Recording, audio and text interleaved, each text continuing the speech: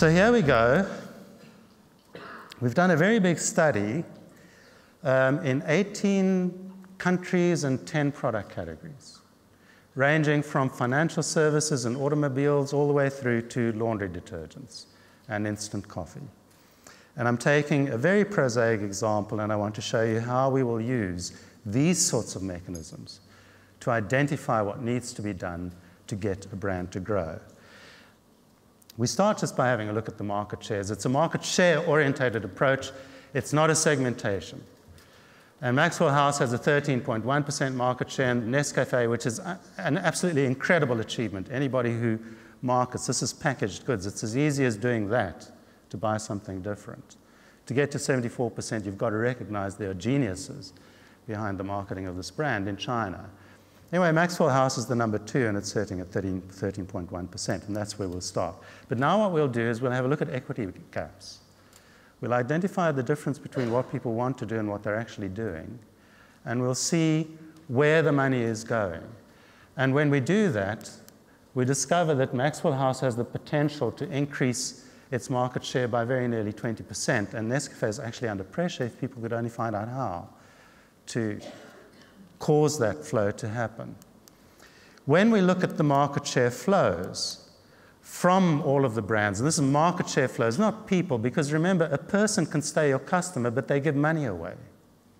So that's what we have to measure. We have to measure the likelihood that somebody will give money away, because they're not just going to defect. There is only one game in town for Maxwell House, and that's Nescafé. They don't have to worry about anybody else, but there's a huge prize to be gained if they can understand why the money is flowing in the way that it is. We're going to use the growth map. We've got acquisition and defection, and we're going to use increase and decrease. We've got 2 axes. And what we're going to do is understand where the market share of these different brands is coming from. So there's the growth piece at the top, and there's the defection piece at the bottom. And there's the increase among existing customers on the right, and there's the decrease among existing customers on the left. And when we add it all up, there's an implicit potential for Maxwell House to gain 3 share points, and that's what Nescafé looks like.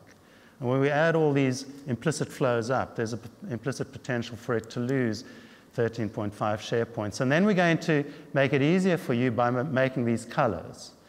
So we've got the opportunity groups, and we can see very big for Maxwell House, very small for Nescafé, it just can't get bigger.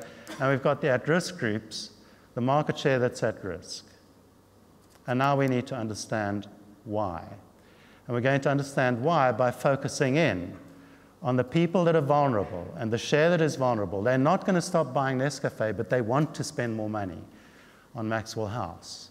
And we're going to find a way to release that market share. It turns out to be just over 13% of the population, and they're responsible for about 12% of the market share. And here are the marketing levers that would cause that flow to happen if we could pull those levers effectively. And there's a lot of detail in there, and the numbers are very small, but they're small because they're about market share. You don't just suddenly double.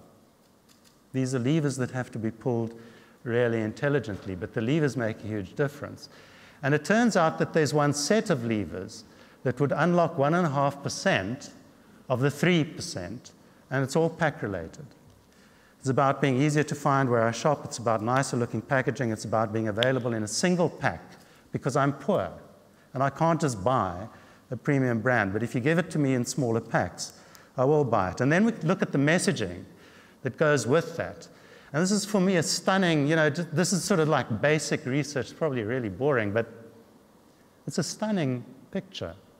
This is a group of people that are spending 4% of their money with Maxwell House, and yet 40% of the equity lies with Maxwell House. When you look at the attributions, they want to be drinking this brand.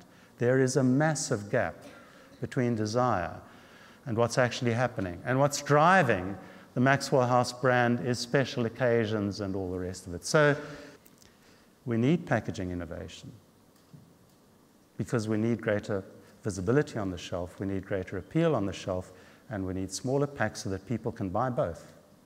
So they can have the one for when they want to treat themselves and the other one for day-to-day use. We need to have a look at variant selection, We can interest retailers because we can increase the amount that's being spent in the category. Because we're not saying stop buying Nescafe. We're saying buy both, which I think would allow us to get into the store. Retailers would let us in to do in-store activation, and it's very clear what the messaging needs to be. Some more highlights from our study. In China, the three big Western brands, Ariel, Oma, and Tide, are losing upwards of $120 million a year through failures of distribution. Now, in case you think this is just packaged goods, in France, motor manufacturers are losing upwards of 6% in share points per year because there aren't enough dealerships or service centers in the right place, 2.8 billion euro. And then in China again, for wine, which is my passion, the industry is failing to activate consumption in restaurants and bars, and it's costing wine makers $1 billion a year. The money is there. We can quantify it. We can identify the levers that need to be pulled, and we can help you build something.